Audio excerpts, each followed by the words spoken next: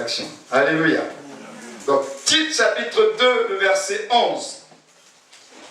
Nous allons lire. C'est ça la vraie attente de l'Église. Oui, je lis dans cette version parole de vie. Oui, Dieu a montré son amour qui sauve tous les êtres humains. Cet amour nous apprend à rejeter ce qui est mauvais et les désirs de ce monde. Ainsi, nous pourrons mener sur cette terre une vie raisonnable, juste et fidèle, en attendant le merveilleux jour que nous espérons. Ce jour-là, notre grand Dieu et Sauveur Jésus-Christ paraîtra dans sa gloire. Voilà l'attente de l'Église. Nous avons été sauvés par grâce. Nous devons vivre sur terre en honorant Dieu, oui. Mais nous vivons sur terre en attendant. Il n'a pas dit que vous vivez en attendant de voir Dieu réaliser tous vos rêves. Nous vivons dans la crainte de Dieu, dans l'attachement à Dieu. Mais, tout en vivant dans cette crainte de Dieu, dans cet attachement à Dieu, nous attendons. Et lorsque l'Église perd ce repère, alors il s'attache à la terre. Et lorsque tu t'attaches à la terre, tu perds la vraie espérance de l'Église, c'est-à-dire le ciel. Parce que tu te rends même plus compte que tu n'es qu'un pèlerin sur la terre. Tu n'es qu'un voyageur. Tu veux déjà t'établir dans un monde qui en réalité ne te reconnaît pas. Si nous pouvions tous savoir et comprendre que nous sommes tous de passage et qu'on attend le retour de notre Seigneur, alors ça peut influencer un certain nombre d'attitudes, de choix et de décisions par rapport à notre quotidien. Donc, l'Église est un peuple en attente du retour de Jésus-Christ. On vient de le voir. Troisièmement, l'Église, et ça c'est important puisqu'on parle de l'espérance glorieuse, je vais m'attarder un peu là-dessus. L'Église est un peuple qui n'a pas peur de la mort. Oui, on va parler de la mort. La mort, dans la société d'aujourd'hui, est un sujet tabou. On n'aime pas trop parler de la mort. La mort. Quand on évoque la mort, les gens sont dérangés. Parce que la mort fait peur. La mort, ce sont des intrigues. La mort, c'est le mystère. La mort, c'est la faim. La mort, c'est le chaos. La mort. Mais l'Église doit voir la mort autrement. Parce que la mort n'est pas un terminus. La mort ne devrait pas nous faire peur. Lisons Philippiens 1, verset 20. Philippiens 1, verset 20. La mort. Et là, nous sommes en train de rentrer progressivement. Ce sont les éléments qui maintiennent cette espérance. Philippiens 1, verset 20 à 24. Si quelqu'un a trouvé, que la personne nous lise. L'Église n'a pas peur de la mort.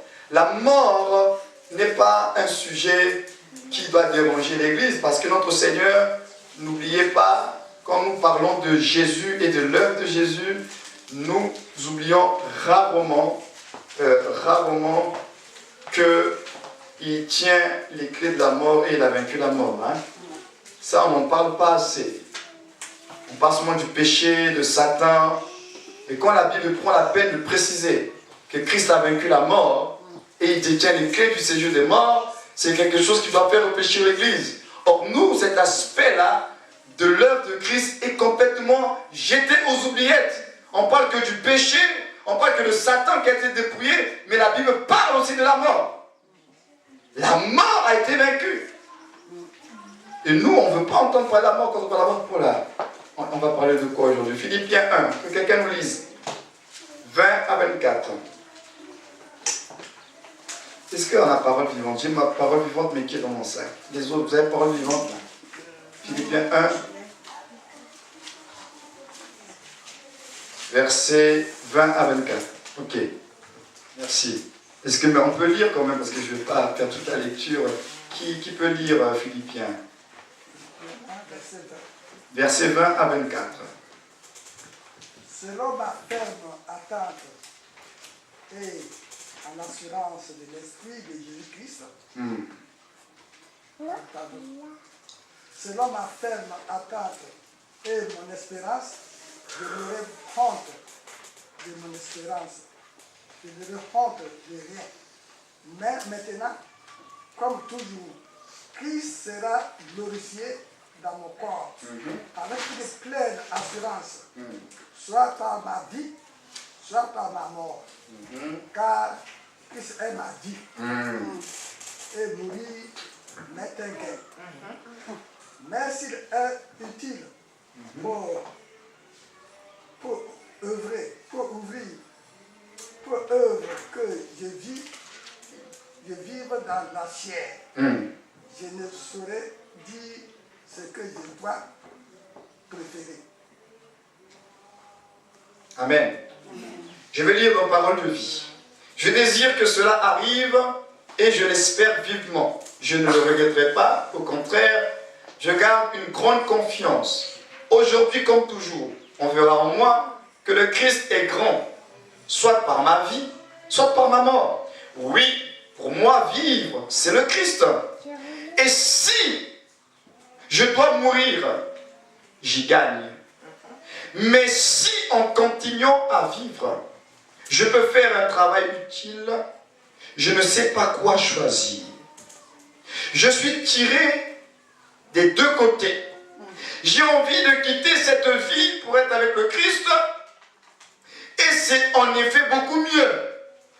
Mais rester sur la terre, c'est plus utile à cause de vous. C'est pourquoi je sais que je vais rester et j'en suis sûr. Donc, vous voyez qu'une personne comme Paul, il se retrouve, il dit qu'il est tiraillé de part et d'autre. D'un côté, il y a la mort, d'un côté, il y a servir le peuple de Dieu. Et il dit que pour lui, c'est meilleur pour lui de mourir. Parce que Paul, dans sa compréhension de la mort, il ne voyait pas la mort comme étant une fin. Aujourd'hui, si tu dis à quelqu'un, dans la société d'aujourd'hui, que c'est plus important pour de mourir, on va dire qu'il y a un problème qui ne va pas dans ta tête, il faut qu'on t'interne dans un asile, parce que ça ne va pas. Parce que pour le commun des mortels, comme la mort est un mystère, on sait que la mort c'est une fin, c'est terminé.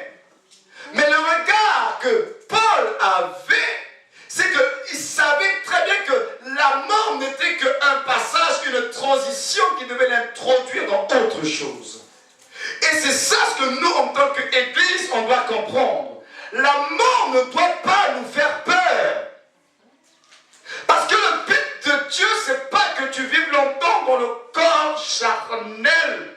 La tente, comme l'appelle Pierre, dans laquelle nous nous trouvons, c'est juste pour un peu de temps. Parce que Dieu, dans son plan, il a destiné à ce que nous vivions éternellement. L'homme a été créé à l'image de Dieu. Dieu est esprit, un esprit éternel. L'homme en tant qu'esprit est aussi un esprit éternel. Et j'étais en train de penser cette semaine sur la création de l'homme. Dieu dit, faisons l'homme à notre image. Après, on dit que Dieu forma de la poussière l'homme. Mais ce qui a été formé de la poussière, ce n'était pas l'homme. C'était que la tente et l'enveloppe. Et après que la tente et l'enveloppe ont été formées, puisque l'homme était dans la pensée de Dieu, maintenant Dieu souffle dans l'homme, dans ce corps, en réalité, l'esprit qui est l'homme. Donc, quand il souffle, c'est là que le corps devient animé, parce que l'homme qui est esprit est entré dans son corps. Donc, l'homme, en tant qu'être spirituel, nous sommes éternels. Nous sommes là, dans un corps, mais avec une durée de vie qui est limitée. Mais nous sommes dans un corps juste pour une mission, juste pour un mandat. Notre vraie demeure, ce n'est pas sur cette terre, dans ce corps qui est corruptible. Et tant que nous ne comprenons pas cela, mais face à la mort, on sera dans les angoisses. Voilà pourquoi il y en a qui ne veulent pas mourir. Pourquoi ? Parce que pour nous, la mort, c'est la fin. La mort, c'est la cessation de la vie terrestre et physique. Mais la mort n'est pas la fin de toi en tant qu'être spirituel. Pourquoi? Parce que la mort est une transition. Jésus a parlé de ce qui se passe après la mort. Et si Jésus parle de ce qui se passe après la mort, c'est que ça a tout son sens. Nous avons dans Luc 16 une histoire. Je vous avais dit que le Seigneur utilise des paraboles pour expliquer des vérités qui sont spirituelles. Dans Luc chapitre 16, le verset 19, il y a une histoire qui nous parle de ce qui se passe après la mort. Donc, peut-être que les gens vont se dire, mais oui, mais qui a été de l'autre côté pour que vous puissiez affirmer avec force que la mort n'est pas une fin. Mais le Seigneur qui est descendu d'en haut et qui est descendu et qui a marché sur cette terre, il nous parle des choses que lui-même, il connaît parce qu'il est Dieu. Donc, quand Jésus-Christ parle d'un sujet, c'est que ce sujet est vrai. On ne peut pas dire que Jésus-Christ, quand il parle pour certaines choses, on y croit. Et pour d'autres choses, on ne veut pas croire. Jésus a parlé de la mort, ce qui se passe après la mort, mais à travers une histoire. Luc 16, verset 19. Ensuite, Jésus raconte cette histoire. Il y a un homme riche qui s'habille avec des vêtements très beaux et très chers. Chaque jour, il fait une grande fête. Un pauvre appelé Lazare est couché devant la porte du riche. Il est couvert de plaies. Il a très envie de manger ce qui tombe de la table du riche. Mais ce sont plutôt les chiens qui viennent lécher ses plaies. Un jour, le pauvre meurt comme tout le monde. Les anges l'emportent auprès d'Abraham. Le riche meurt aussi et on l'enterre. Mais chez les morts, il souffre beaucoup. Regardez, si on s'arrête là d'abord, Jésus nous parle d'un sujet que le monde n'arrive pas à comprendre. Il nous parle de ce qui se passe après la mort. Déjà, Jésus-Christ révèle, quelles que soient nos conditions, notre situation, tout le monde doit passer par la mort. Pauvre comme riche, c'est un chemin obligatoire. Nous mourrons tous. Jésus ne le contredit pas. Il dit, le pauvre, il est mort. Le riche aussi va mourir. Mais maintenant, il ne s'arrête pas là. Il nous explique ce qui se passe après la mort. Qu'est-ce qui se passe après la mort? Mais après la mort, on nous révèle que ce pauvre-là, il se retrouve au sein d'Abraham. On peut se poser des questions. Mais si le pauvre se retrouve au sein d'Abraham, donc c'était un fils d'Abraham, c'était certainement un disciple, quelqu'un qui craignait Dieu. Mais il craignait Dieu, mais il était pauvre. Ah oui, il était au sein d'Abraham. Il n'était pas riche. Dans sa pauvreté, la Bible ne dit pas qu'il est mort riche. Il est mort dans sa pauvreté, mais quand même il était au sein d'Abraham. Comment vous expliquez ça? Et comment vous dire que non, la pauvreté, machin, c'est pas de Dieu? Oui, Dieu veut qu'on soit prospère. Mais tout le monde n'ira pas au ciel riche. Ça, il faut le comprendre. Lui, il était pauvre. Et malgré sa pauvreté, apparemment, malgré sa pauvreté, il craignait Dieu. C'est comme il y a des pauvres, ils sont pauvres, mais qui ne craignent pas Dieu aussi. Bah oui, il y a des pauvres orgueilleux, hein. Il n'a rien, mais il est orgueilleux. Et lui, il était pauvre. Il craignait Dieu, il se retrouve au sein d'Abraham. Maintenant, qu'est-ce qui se passe au sein d'Abraham? On dit que le riche qui apparemment vivait sa vie comme beaucoup aujourd'hui, hein, il était dans le plaisir, on dit qu'il s'habille, il faisait des grandes fêtes. C'est comme des gens aujourd'hui qui vivent. Mais en vivant ainsi, dans l'insouciance de Dieu, ce riche-là se retrouve dans un lieu de souffrance. Donc ça veut dire qu'après la mort, il y a deux endroits où on part. Il y a certains qui vont dans un endroit de calme, de paix, et on a d'autres qui sont dans un endroit de souffrance. Et il dit, mais chez les morts, ils souffrent beaucoup. Alors, il lève les yeux et de loin, il voit Abraham et Lazare à côté de lui. Le riche se met à crier, Abraham, mon père, aie pitié de moi. Envoie Lazare pour qu'il mette le bout de son doigt dans l'eau et il me rafraîchira la langue. En effet, je souffre beaucoup dans ce feu. Abraham lui répond, mon enfant, rappelle-toi Ça veut dire qu'après la mort, le souvenir, il reste. Il lui dit, rappelle-toi. Le monsieur, il est mort physiquement, il n'est plus là. Mais de l'autre côté, on lui dit, rappelle-toi. Comment? Le souvenir, il reste. Rappelle-toi, pendant ta vie, tu as reçu le bonheur. Et Lazare, lui, a reçu le malheur. Et c'est fort quand même ce qu'il est en train de dire. Lazare, donc, il était malheureux. Selon les hommes, bien sûr. Selon les hommes, il était malheureux. Maintenant, ici, il est consolé. Et toi, tu souffres. De plus, entre vous et nous, il y a un très grand trou. Ainsi, ceux qui veulent aller d'ici, chez vous, ne peuvent pas le faire. Et on ne peut pas non plus traverser le trou pour venir vers chez nous. Le riche lui dit, Père, je t'en prie, envoie donc Lazare dans la maison de mon père. En effet, j'ai 5 frères. Lazare ira les prévenir pour qu'ils ne viennent pas, eux aussi, dans ce lieu de souffrance. Après la mort, il y a un lieu de souffrance pour ceux qui ne craignent pas Dieu. Parce qu'il dit, pour qu'ils ne viennent pas dans ce lieu de souffrance, il y a de la souffrance. Quel que soit le plaisir que les gens auraient pu avoir sur cette terre, mais après la mort physique, il y a un lieu qui est réservé à ceux qui ne craignent pas Dieu. C'est un lieu de souffrance. Et dit, alors, Abraham lui répond, tes frères ont Moïse et les prophètes, ils doivent les écouter. Ils ont la loi. Ils ont les commandements de Dieu. Donc, le salut est individuel, n'est-ce pas?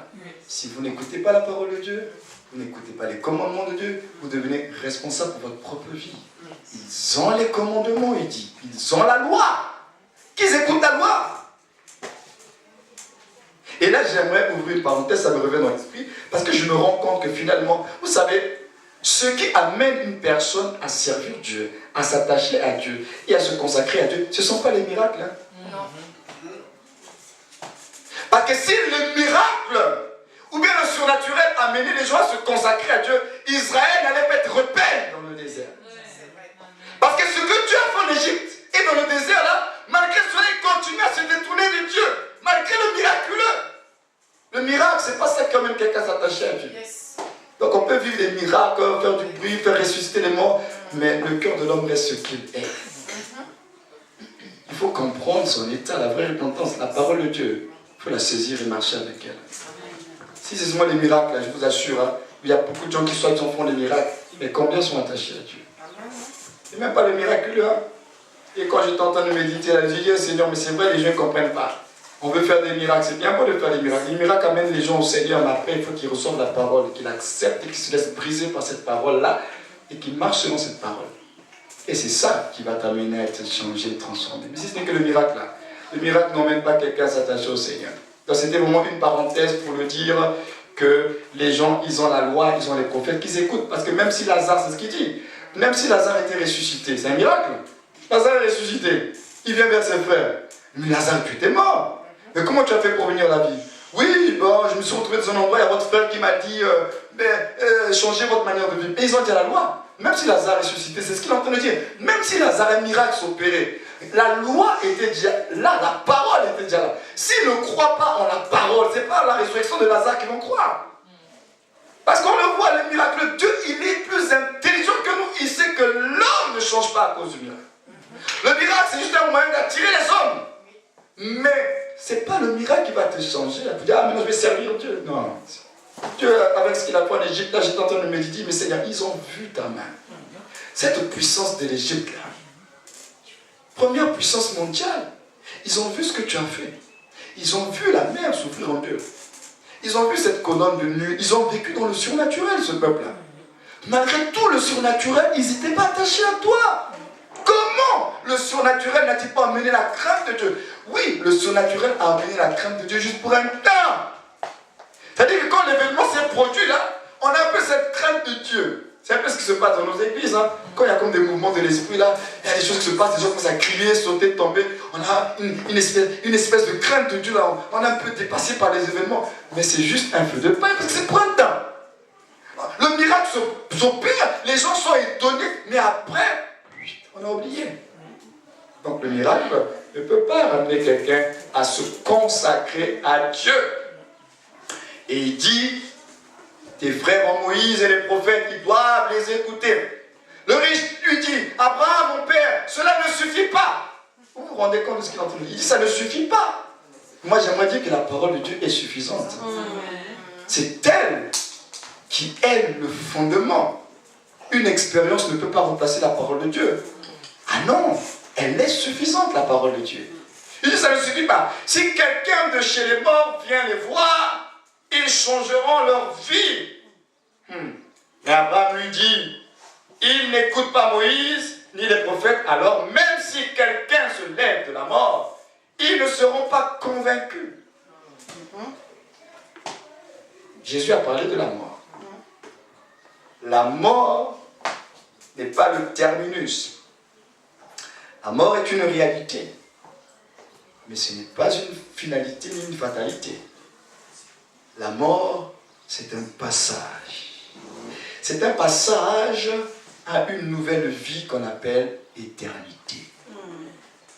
La mort n'est qu'un passage d'une vie temporelle à une vie éternelle. C'est une transition. Ton esprit quitte ce corps corruptible pour revêtir un autre corps après. Parce que l'esprit a été créé à l'image de Dieu et il vit éternellement.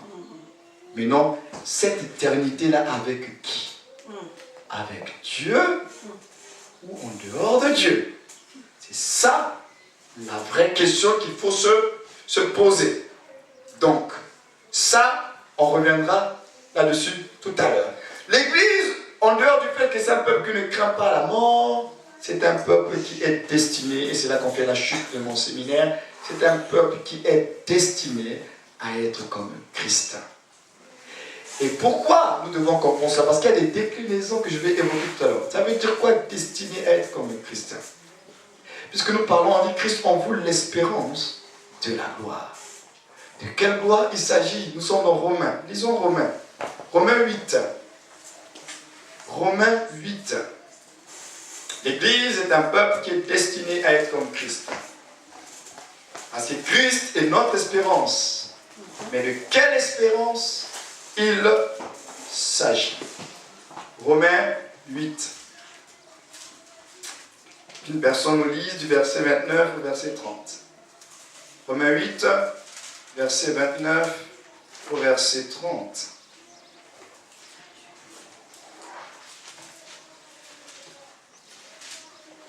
Romains 8, 29 à 30. Je lis la parole. Amen. Car ce qu'il a connu d'avance, il les a aussi prédestinés à être semblables à l'image de son Fils, afin qu'il soit le premier-né d'un grand nombre de frères. Et ceux qu'il a prédestinés, il les a aussi appelés. Et ceux qu'il a appelés, il les a aussi justifiés. Et ceux qu'il a justifiés, il les a aussi glorifiés. Je vais lire dans Parole vivante. Verset 28. Je vais commencer à partir du verset 28. Nous savons du reste que les intentions bienveillantes de Dieu sont à l'origine de tout ce qui nous arrive. Dieu fait concourir toutes choses au bien de ceux qu'il aime, car c'est conformément à son plan qu'ils ont été appelés au salut. En effet, ceux que Dieu a enveloppés d'avance dans son plan d'amour, il les a aussi destinés depuis le commencement à porter son image. Il a décidé de faire de ses enfants au même titre que son propre fils et de les façonner pour qu'ils lui ressemblent afin qu'il soit l'aîné d'une nombreuse famille de frères. Ceux à qui Dieu a réservé d'avance une telle destinée, il les a aussi appelés à venir à lui.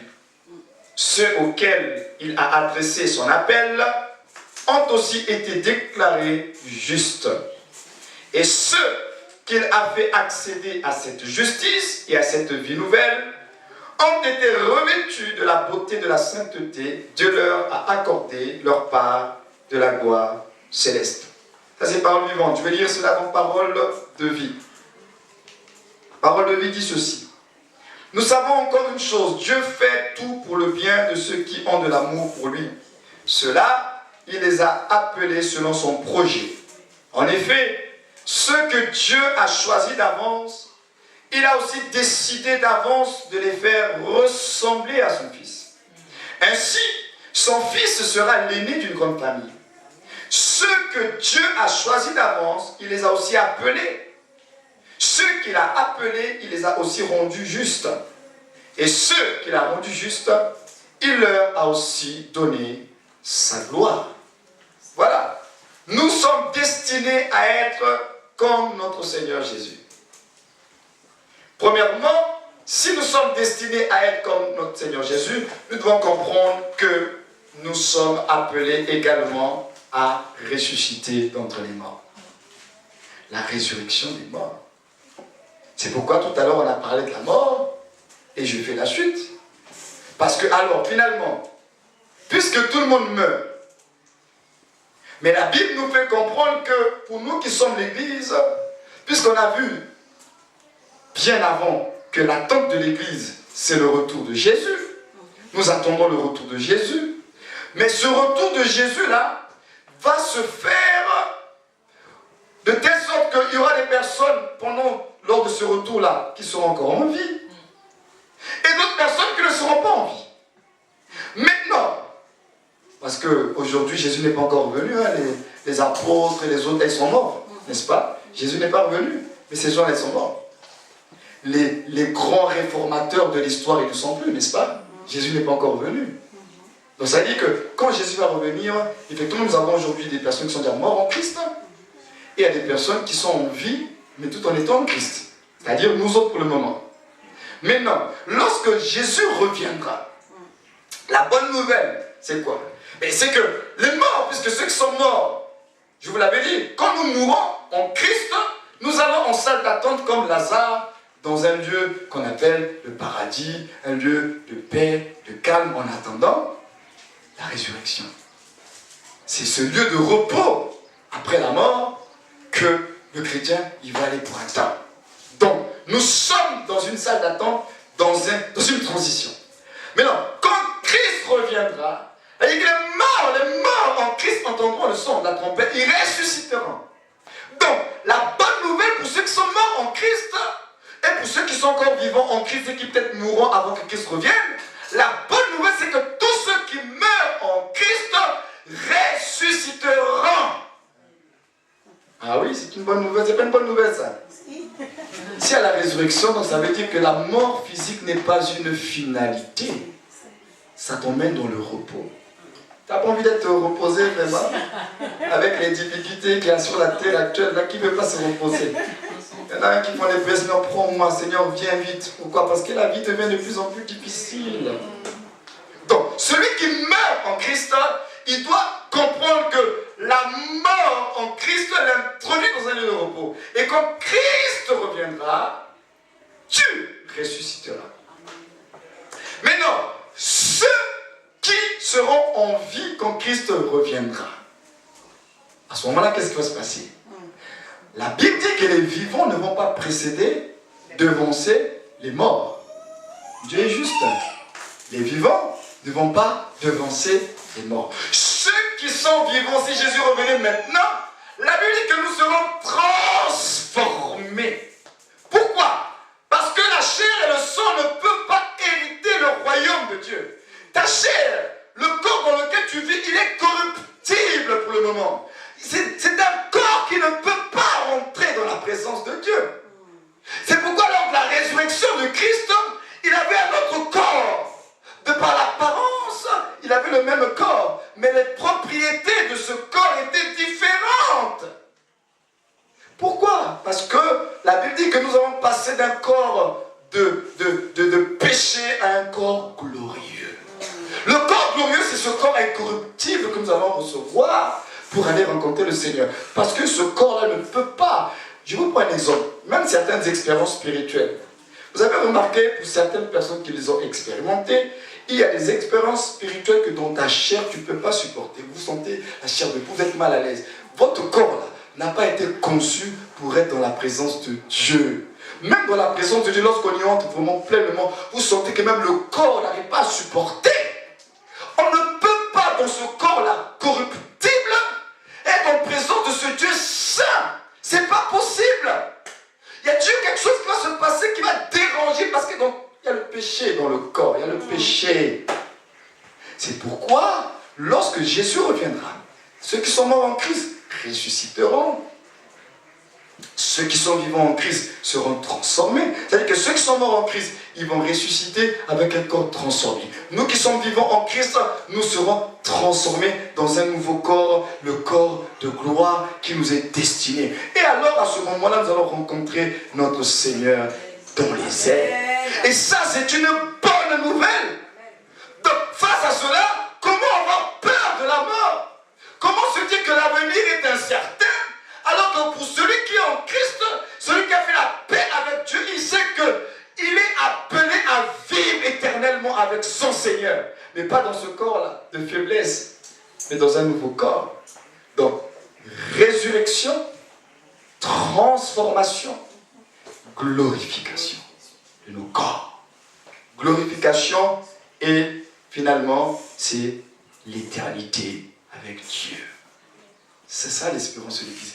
Vous savez, les anciens, les réformateurs et tout ça, là, ils comprenaient ces choses-là. C'est pourquoi ils étaient heureux de servir le Seigneur. Même quand ils mouraient, là, ils étaient heureux. Parce que ces vérités-là, ils avaient compris. Ils ne s'accrochaient pas à la vie comme nous aujourd'hui, là. Ces gens-là, ils savaient que advienne que pourra. Si la mort pouvait arriver, ils vont rencontrer le Seigneur. Mais aujourd'hui, là, si tu es un chrétien, si aujourd'hui tu pouvais partir, je n'ai pas encore terminé mes projets, je n'ai pas encore expérimenté ceci, cela, on ne veut pas. On a peur. Paul a dit la mort est un gain. Mais je pense que nous également, on devrait emprunter les paroles de Paul pour dire aussi pour nous la mort est un gain. Si quelqu'un veut nous faire peur par la mort n'est pas un problème pour le chrétien. Même si je meurs là, physiquement, mais mon véritable moi, là, il ne meurt pas. Vous tuez l'enveloppe. Vous faites arrêter les organes de vie de cette enveloppe. Mais l'homme qui est là-dedans, là, il vit éternellement. Quand on a cette espérance-là, que nous sommes appelés à vivre éternellement avec le Seigneur, et ça change notre façon de vivre sur la terre. Or, quand on a une petite maladie, là, une toux, là, on a peur. Une toux qui ne veut pas se soigner tout de suite, là. Pourquoi on a peur? Parce qu'on n'a pas compris ces vérités-là.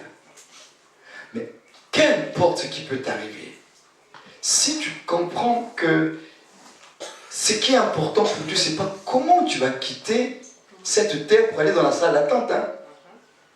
Parce que quand vous regardez le témoignage, la vie de ces hommes qui nous ont précédés, regardez comment ils ont quitté cette vie terrestre. Regardez. À commencer par les apôtres de Jésus. Regardez comment ils sont partis. Pourtant, ils avaient la plénitude de la vie de Jésus. Mais regardez, d'aucuns ils sont partis mangés par des lions. D'aucuns sont partis, on a décapité Jean-Baptiste. On a coupé la tête. Hein?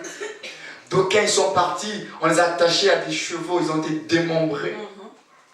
D'aucuns sont partis en étant crucifiés. Vous voyez? Ces gens-là, physiquement, leur départ, est-ce que vous pensez que ça s'est passé tranquillement comme certains? Seigneur, moi je veux mourir couché dans mon lit et tu viens me prendre. On choisit même comment on veut partir. Vous pensez que ces gens-là, s'ils avaient la possibilité de choisir, vous n'allez pas dire à Dieu, Seigneur, je veux partir dans le sommeil. Qui aime la souffrance parmi nous? Personne. Aucun être humain aime la souffrance, aime souffrir.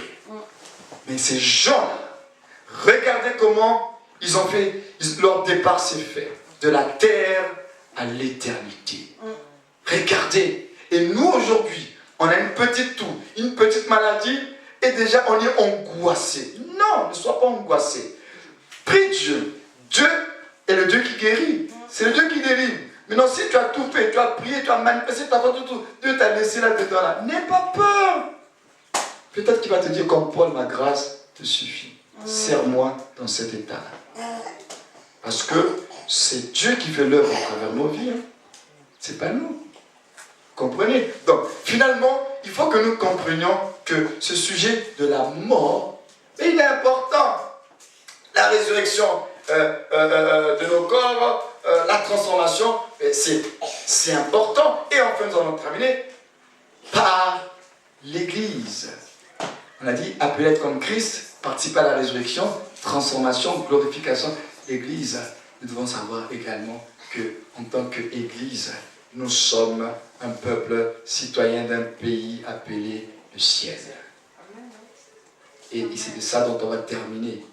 Nous sommes citoyens d'un pays appelé ciel. Le ciel, selon le langage biblique, ce n'est pas juste une atmosphère. Non, non, le ciel est véritablement un pays, un environnement où Dieu est bien présent. Ce n'est pas juste le ciel. Non, non, non, ce n'est pas ça. Ce n'est pas l'atmosphère, le ciel. Nous sommes citoyens d'un pays. C'est pourquoi il a dit, vous êtes étrangers sur la terre. Vous n'êtes que des étrangers parce que votre patrie n'est pas de ce monde. Et c'est vrai. Et nous allons lire Philippiens 3, verset 20. Nous terminons par là. Le ciel, nous allons voir donc le ciel en quelques mots. Puisque finalement la finalité de cette résurrection, la finalité de cette transformation, la finalité de notre glorification, mais c'est de vivre dans notre pays appelé le ciel. L'éternité va se passer où? Et dans ce pays-là appelé ciel. Le ciel. Et nous bénissons Dieu parce qu'il a dit, je m'en vais vous préparer une place. Parce que dans la maison de mon Père, il dit, il y a plusieurs demeures et tout ça. Il y a beaucoup de demeures dans sa maison, dans ce ciel de Dieu. Il y a beaucoup de choses qui sont réservées à son peuple. Philippiens 3, verset 20. Qu'une personne nous lise cela. Philippiens 3, verset 20. Philippiens 3, verset 20. Nous sommes citoyens d'un pays appelé ciel. Philippiens 3, verset 20. Je lis la parole. Amen. Pour nous, notre cité est dans les cieux. De là, nous attendons comme sauveur le Seigneur Jésus-Christ, qui transformera notre corps humilié en le rendant semblable à son corps glorieux. Amen.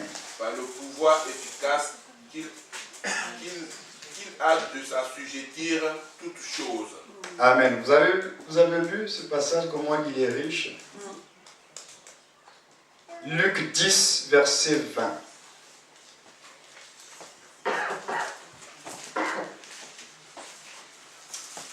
Toutefois, je lis ici, et comme ça une personne prépare 2 Corinthiens 5, 2 Corinthiens 5, verset 1. Moi, je vais lire Luc 10, verset 20. 2 Corinthiens 5, verset 1. Une personne nous prépare cela. Luc 10, verset 20 déclare ceci. Toutefois, ce qui doit vous réjouir avant tout, ce n'est pas tant de voir que les esprits mauvais vous sont soumis, mais plutôt de savoir que vos noms sont inscrits dans les cieux. Dans les cieux. Nos noms sont inscrits dans les cieux. Il y a un registre d'état civil dans les cieux qui reconnaît ceux qui sont nés de Dieu et ceux qui ne sont pas nés de Dieu.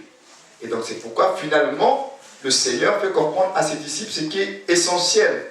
C'est vrai, vous manifestez la puissance. C'est vrai, vous chassez les démons. C'est vrai, ils sont soumis à vous. Mais le plus important pour vous, c'est de savoir que vos noms sont inscrits dans les cieux. Donc vous êtes citoyens d'un autre royaume. Et c'est ça la bonne nouvelle. Parce qu'au ciel, on ne va plus chasser les démons. Au ciel, il n'y aura plus de combat spirituel. Il n'y aura plus toute cette souffrance-là. Au ciel, on vivra dans la paix, dans la joie avec notre Seigneur. Alors, on va lire 2 Corinthiens 5, verset 1. Je lis la parole. Nous savons en effet que si notre habitation terrestre, qui n'est qu'une tente, est détruite, nous avons dans le ciel un édifice qui est l'œuvre de Dieu, une habitation éternelle qui n'est pas faite de la main de l'homme. Vous avez compris? Nous avons dans les cieux une habitation éternelle qui n'est pas faite de la main de l'homme. On nous parle des choses réelles. Hein? Ah oui, Apocalypse 22, verset 3, on va lire. Et je vais vous énumérer par la suite les grandes lignes qui concernent le ciel. Apocalypse 22, verset 3 à 5. On nous parle du ciel et je vais lire cela. On nous décrit justement ce pays appelé le ciel. On dit par exemple au verset 3, il dit « On n'y entendra plus aucune malédiction. Personne n'aura à redouter d'en être banni. Le trône de Dieu et de l'agneau sera dressé dans la ville. Ses serviteurs l'adoreront, ils verront sa face et porteront son nom gravé sur leur front. Il n'y aura plus jamais de nuit. On n'aura donc plus besoin ni d'une lampe, ni du soleil, car le Seigneur Dieu répandra sur eux sa lumière, et ils régneront avec lui éternellement. » Vous vous rendez compte? On n'aura pas besoin de soleil, parce que notre Dieu est déjà le soleil. Le soleil, c'est pour la terre, la vie terrestre.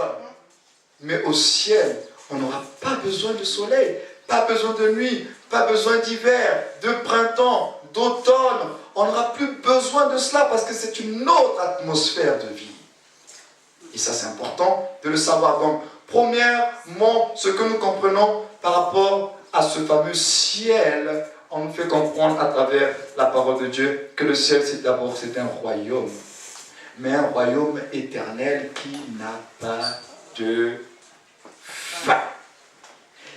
Dans l'histoire des hommes, il y a eu plusieurs royaumes. Et aujourd'hui, qui n'existent plus. La preuve, la France était un royaume. Aujourd'hui, la France n'existe plus en tant que royaume. Le ciel est un royaume.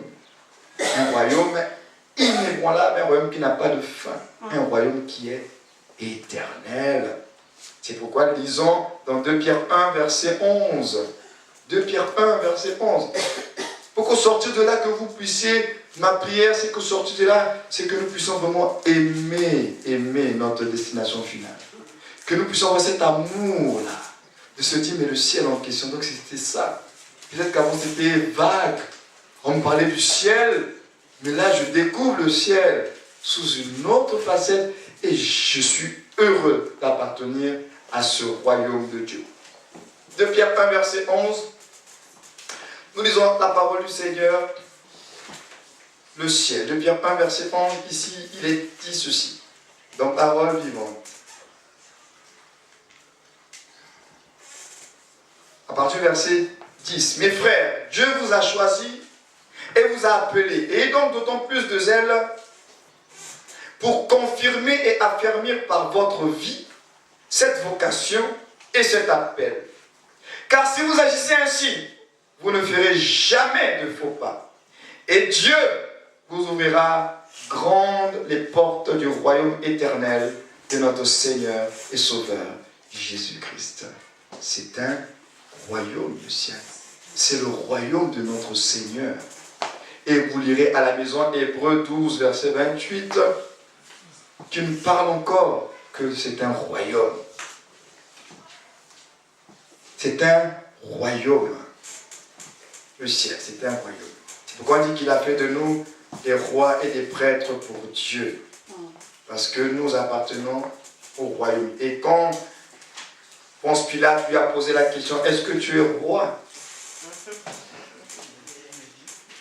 Est-ce que tu es roi? Jésus lui a fait comprendre que son royaume n'était pas de ce monde. Il dit que si mon royaume était de ce monde, mes serviteurs allaient combattre pour moi. Ça veut dire qu'il a un royaume. Il a un royaume. Et nous appartenons à ce royaume. Et c'est vraiment important de le savoir. Et vous lirez aussi chez vous Luc 19, verset 17 à 19. Pour ceux qui prennent des notes. Luc 19, 17 à 19. Et je vais lire pour terminer ici Apocalypse 22, le verset 5. Le ciel. Apocalypse 22, le verset 5. Notre destinée finale, c'est le ciel. Le ciel.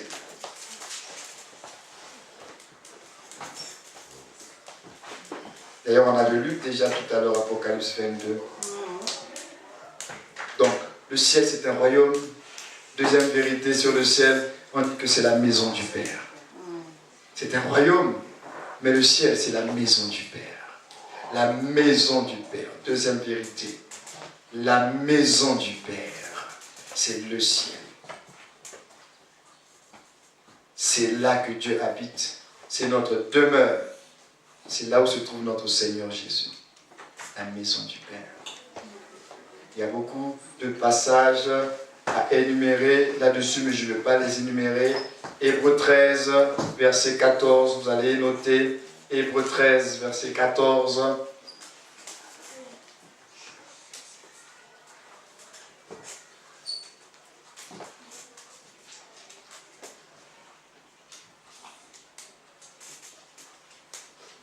Hébreux 13, verset 14. Vous avez des passages comme Éphésiens 2, verset 19. Jean 14, verset 2, qui nous révèle que ce ciel-là, c'est le lieu où Dieu se trouve. C'est la demeure du Père. Et c'est là où nous serons. Et ça, c'est une très bonne nouvelle. Troisième vérité, le ciel est notre patrie. C'est pourquoi il a dit en Christ, c'est ni juif ni grec. Ça dit que nous ne nous identifions plus sur la base de notre race, de notre culture.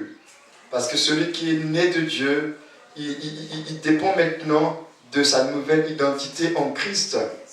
Donc, ce n'est pas une affaire de dire, mais ça c'est pour des Européens, des Africains, des Américains. Non, nous sommes nés de Dieu et nous avons une seule patrie pour tout le monde.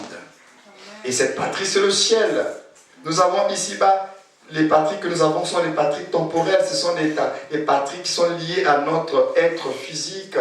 Mais spirituellement, nous avons une patrie, notre pays qui s'appelle le ciel. Et ça, c'est important de le savoir. Et vous avez Hébreux 11, verset 16.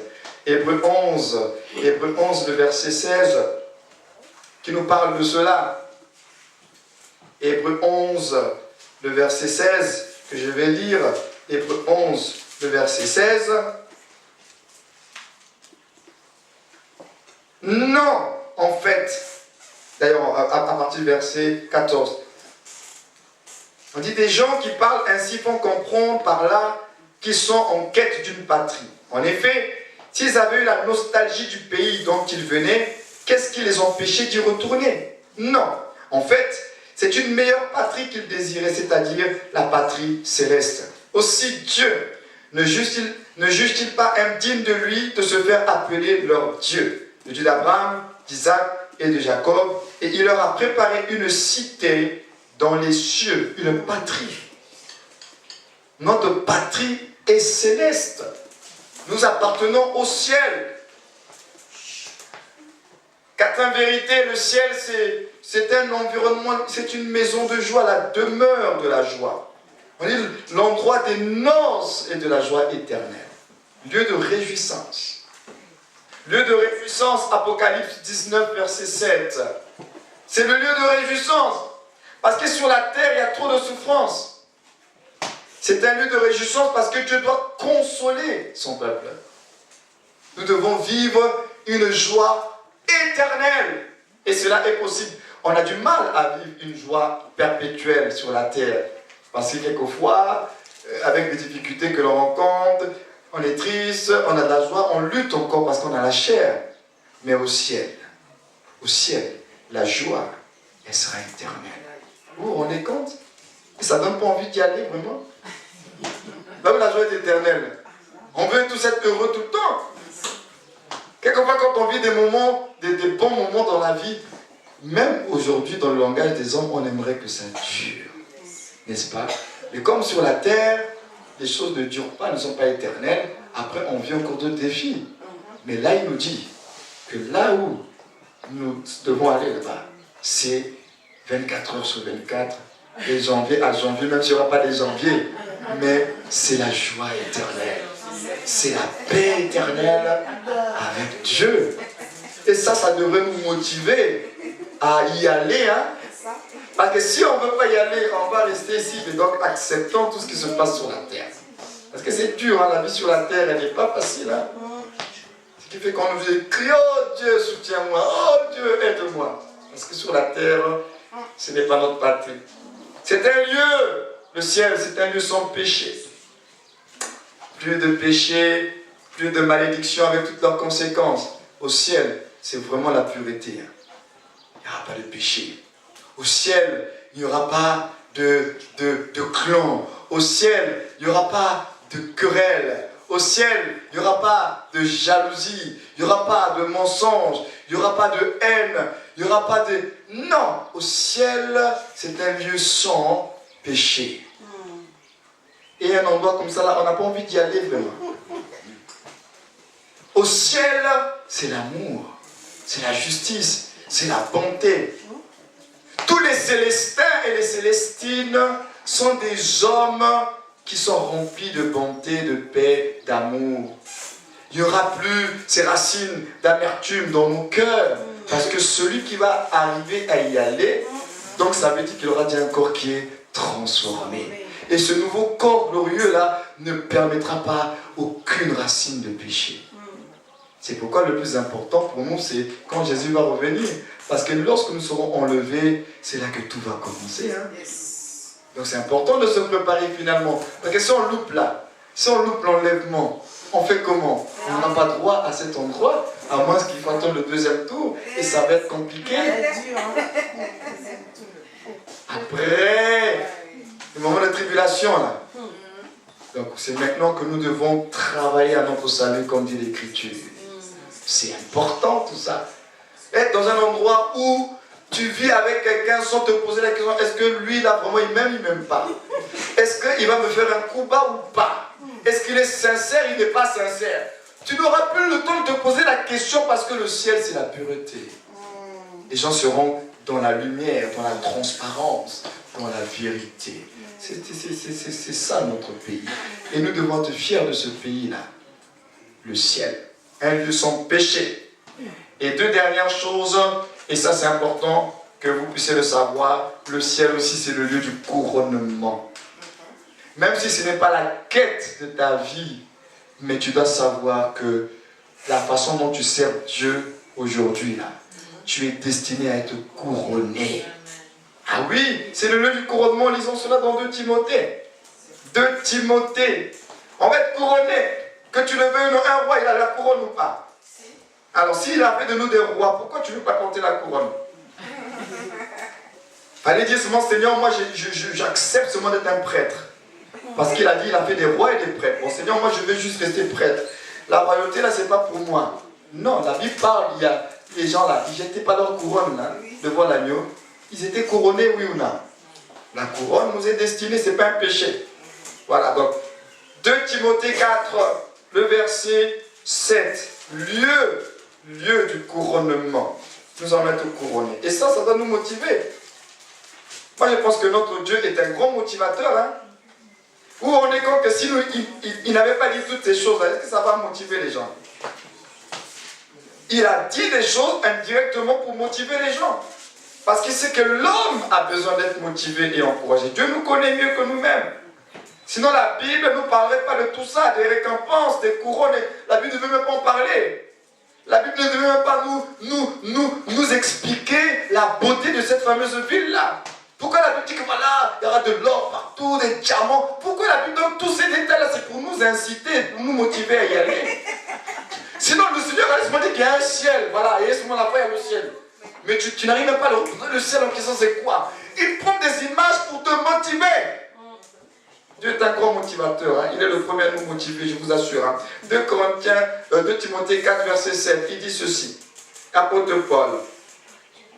Il dit, j'ai combattu jusqu'au bout le bon combat.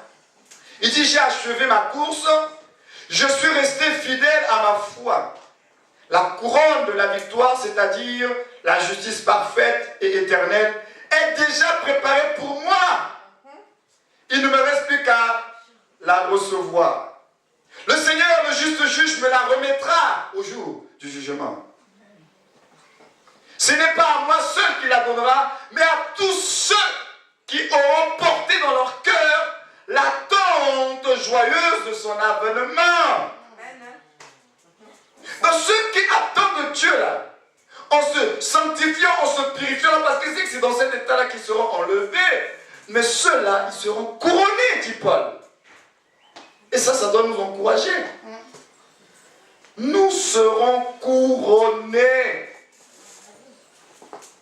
Maintenant, lui, il est tellement sûr de lui, il dit, je ne sais pas si nous on peut le dire comme lui, hein, mais lui, il était tellement sûr de lui, il dit, j'ai combattu jusqu'au bout, le bon combat. Il dit jusqu'au bout. Comment il savait qu'il était déjà arrivé à la fin? Mais lui, il le dit, hein. Il dit, j'ai achevé ma course. Est-ce que quelqu'un ici, aujourd'hui, peut dire qu'il a achevé sa course? Non. Mais lui, il a dit, hein, Paul. Il dit, je suis resté fidèle à ma foi. On peut même penser que c'est de la prétention, mais ce n'était pas de la prétention. Il dit qu'il est resté fidèle à sa foi. Et il dit que la couronne de victoire, il dit, est déjà préparée pour moi. Il a eu la révélation, il savait. Il dit, c'est déjà préparé, il n'a pas encore saisi. Il dit, je prendrai cela quand le Seigneur, il dit, me le remettra au jour du jugement. Ça veut dire qu'au jour du jugement, là, même les Pauls, là, ils ne vont pas nous précéder. Ça va se passer en direct. Les héros de la foi, là, les Paul et compagnie, et nous-mêmes, ça va se passer là, en live. Ah oui, on va dire qu'eux, ils ont gagné leur récompense, ça s'est déjà passé son nom, on va tous assister au tribunal de Christ, qui n'est pas le tribunal de nous juger pour nous envoyer en enfer, c'est le tribunal des récompenses. C'est là le Seigneur récompense ses serviteurs. Les Paul et Abraham, ils récompensent. Toi aussi, tu vas attendre ta couronne. Ça ne motive pas ça? Alors si ça doit te motiver, travaillons pour notre salut, je vous assure. Ah oui, travaillons pour notre salut. Apocalypse 2, verset 10 aussi nous parle de cela. Vous notez ça dans votre cahier. Et nous terminons avec 1 Pierre 1, 8 à 9. Finalement, le ciel, en conclusion, c'est comme je l'ai dit, c'est notre objectif. Nous sommes là pour aller au ciel, c'est-à-dire vivre éternellement avec Dieu. C'est ça. On est là pour un temps parce que nous sommes en mission sur la terre pour faire connaître notre Seigneur à ceux qui ne le connaissent pas. Mais notre finalité, c'est d'être auprès de Dieu. Donc c'est notre objectif. C'est pourquoi nous terminons ce séminaire par 1 Pierre. 1 Pierre, et nous allons lire 1 Pierre chapitre 1. Verset 1.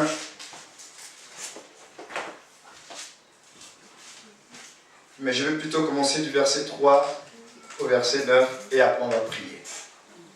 Loué soit Dieu, le Père de notre Seigneur Jésus-Christ, dans son amour sans limite. Il a eu compassion de nous et nous a fait naître à une vie nouvelle en nous associant à la résurrection de Jésus-Christ d'entre les morts, pour nous donner une espérance vivante. Il nous a préparé un héritage que nul ne peut détruire ni corrompre, qui ne perdra ni sa beauté ni sa valeur. Il vous le réserve dans les cieux, pendant qu'il vous garde par sa puissance, dont vous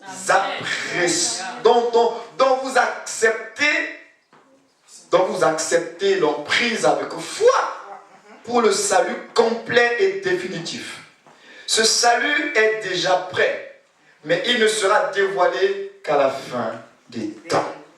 Réjouissez-vous à cette pensée, même si actuellement vous êtes dans la tristesse, parce que vous devez endurer pendant quelque temps encore diverses épreuves et tentations. Elles éprouvent la réalité de votre foi et en augmentent la valeur. Le feu du creuset éprouve et affine bien l'or, qui pourtant disparaîtra un jour. Beaucoup plus précieuse est la foi qui a résisté à l'épreuve. Elle vous vaudra louange, gloire et honneur lorsque Jésus apparaîtra. Ça veut dire qu'à cause de l'épreuve de notre foi, le Seigneur chantera nos louanges. Nous serons célébrés à cause de cela. Vous vous rendez compte? Voilà pourquoi déjà nous avons un avant-goût lorsque Dieu dans Job, il vante déjà les mérites de son serviteur. Il dit, tu as vu Job mon serviteur, personne n'est comme lui. Dieu lui-même loue ses serviteurs. C'est important de savoir que notre Dieu là, on n'est pas juste des personnes à vivre là, à souffrir pour Jésus. Non! La foi là, c'est elle qui nous justifie. Hein? Vous aimez Jésus sans l'avoir jamais vu. Vous placez votre confiance en lui sans le voir encore. Et à cause de lui, vous êtes transportés de joie, d'une joie inexprimable qui porte en elle le reflet de la gloire céleste. Car vous êtes assurés de remporter le salut de vos âmes comme le prix de votre foi. Amen. Et celui qui parle là, c'était l'apôtre Pierre. Il a marché avec Jésus-Christ. Et c'est par là que je termine justement ce séminaire. Le ciel. Une espérance glorieuse en Christ, oui. Notre espérance.